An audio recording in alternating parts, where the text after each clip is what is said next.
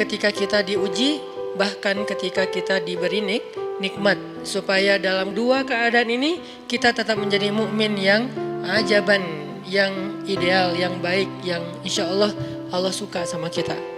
Kalau diuji sabara fakana khairallah, kalau diberi nikmat syakara fakana khairallah. Kalau dia diuji dia bersabar dan itu kebaikan untuk dia. Ternyata diuji ujung-ujungnya baik. Lewat apa ujian menjadi kebaikan? Lewat sabar. Bukankah Allah bilang wabasyiris sabirin? Sampaikan berita gembira kepada orang yang sabar. Ada banyak kebaikan yang Allah sediakan untuk orang yang sabar kalau dia sabar. Dan kalau diberi nikmat syakara. Kalau diberi nikmat dia bersyukur. Fakana khairallah. Kenapa nikmat kok menjadi kebaikan? Maksudnya dengan dia bersyukur Allah tambahkan kebaikan itu. La in syakartum la azidannakum. Jadi orang beriman itu kayaknya hidupnya tuh harusnya sih nggak ada bete-nya. Hidupnya tuh nggak ada istilah, aduh hari ini gue kayak rugi banget nih. Nggak ada orang yang beriman rugi. Kan hidup kita tuh di antara dua itu kan. Cuman varian ujian itu aja macam-macam. Varian ujian itu misalnya kalau di surat Al-Baqarah Allah menyebutkan 3 varian ujian kan. Ba'sa, dharra, zulzilu. Ujian fisik, ujian harta. Harta ini termasuk karir, kerjaan, usaha, bisnis. Dan ujian zulzilu, ujian perasaan termasuk diputusin. Atau orang yang dekat sama kita jadian sama yang lain. Atau mungkin di unfollow oleh ya gitu deh. Saya kalau udah ngebahas bab ini agak gimana gitu.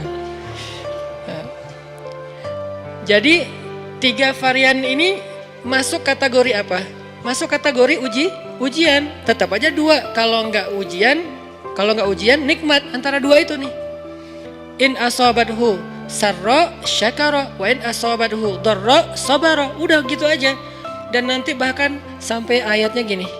Alladzina yunfiquna fis sarra'i wad dharra. Orang yang tetap beramal soleh lewat hartanya dalam keadaan dia berkelebihan atau dalam keadaan dia kekurangan. Itu mukmin, keren banget gitu. Dia tuh nggak pernah kehilangan kesempatan berbuat baik.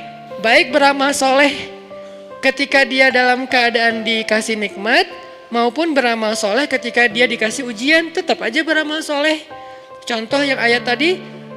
Yunfikuna fis sarra, berinfak dalam keadaan sarra, dalam keadaan bahagia, senang, lagi dapat untung gitu kan. Ataupun yunfikuna fit dharra, tetap berinfak walaupun dia dalam keadaan dharra, dalam keadaan susah.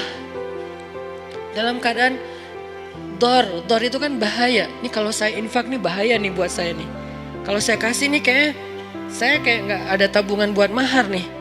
Kalau saya kasih ke dia, terus saya gimana? Gitu kan? Ini dor banget nih, bahaya banget nih. Tapi dia tetap berinfak. Siapa yang mencontohkan hal seperti itu?